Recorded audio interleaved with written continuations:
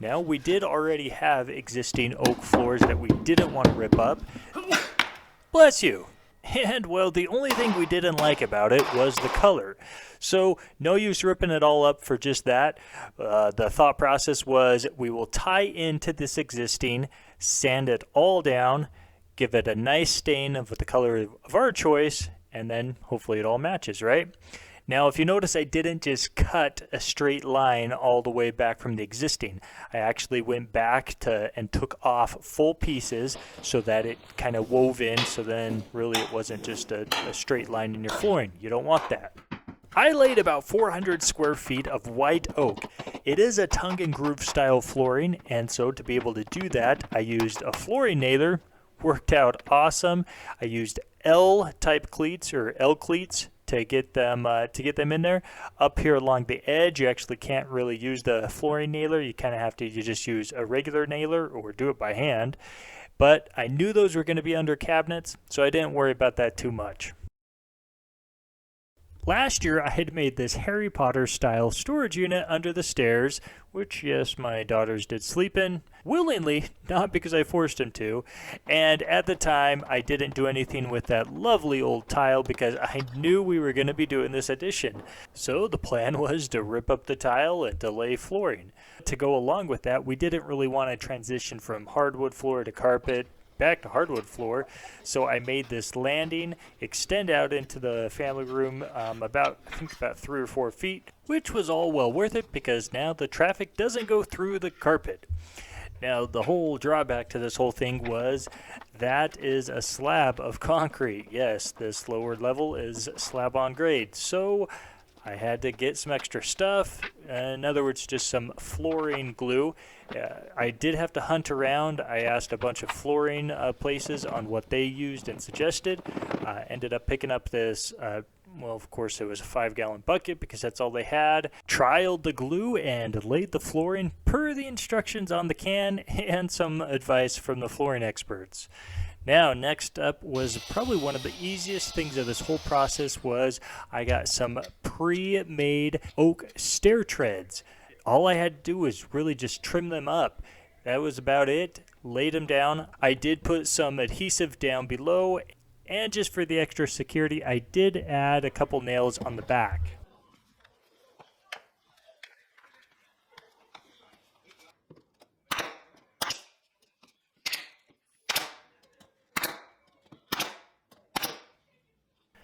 Oh boy, sanding. Okay. First, watch a whole bunch of videos. There are some really great ones, and I wish I would have followed them to a T. Like, for example, don't go against the grain. My initial thought was, hey, I'm going to be going over it a bunch of times. No harm, right? Well, first of all, this is a drum sander, and it's a very abrasive sander. It takes off a lot.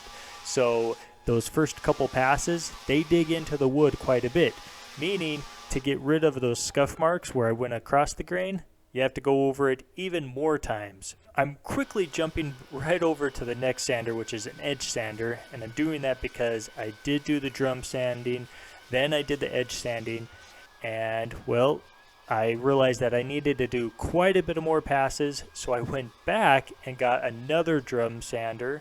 I can't even remember how many rentals I went through, but in the end, I went over it pretty meticulous 2 or 3 times, gradually stepping up the grit of sandpaper, starting with a 36, bumping it up to a 60, and then finishing it with an 80. Now that's for the drum sander.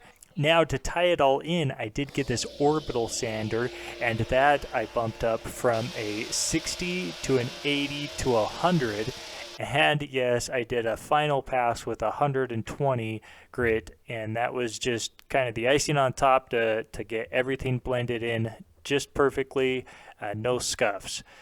I did have a mishap with the water line and my refrigerator. Yeah, the line burst, and long story short, well, I know what popping the grain for the wood flooring is. Since the past is past, let's move on to stain. Now, we went with a Minwax espresso color, as we were kind of sampling, we didn't like the reds or the oranges. We wanted something just a nice rich brown, and we got just that. I'm not gonna lie, I absolutely love this color, and as you can tell from some of my other projects, I've actually done some railings, some coffee tables, and kind of pretty much everything else that same stain to match. In preparation for the stain, I did ask a couple flooring professionals on how they like to apply it, and I got a couple different ideas. I started with the wax on, wax off type effect, and it worked. It worked good. It was fine. The only drawback was it took a long time. So my next step was, well, I pulled out a foam roller and pretty much painted it on, and this actually gave me good coverage and good consistency. I did want it to stay on as long as I could because I wanted it really as dark as it could without having to do 2 or 3 other coats. And this worked really well. As you can see, I only did the foam roller for the application. To take off the residual stain, I did use the wipe off effect just with some rags. Yes, you will be going through a ton of rags. I think I got 2 or 3 bags of them and used almost all of them. Now on to the top coat. Some people use varnish, polyurethane, polyacrylics. I found out that a polyurethane is the best for hardwood floors because it's a little harder than your polyacrylic. Now, the downside is we didn't want it to get that yellowish tint to it. So we ended up going with a Minwax water-based oil-modified polyurethane. That's a mouthful. It was ultra fast drying, and that was nice because that allowed me to do numerous coats and you didn't have to wait too long in between. I ended up putting 4 coats, and I did that with a lamb's wool applicator. Ask the pros, that's what they used, and it worked out great. Fast forward a couple months and okay, might have been more than a couple months, but the cabinets are in, the kitchen's just about done, time for the final touches.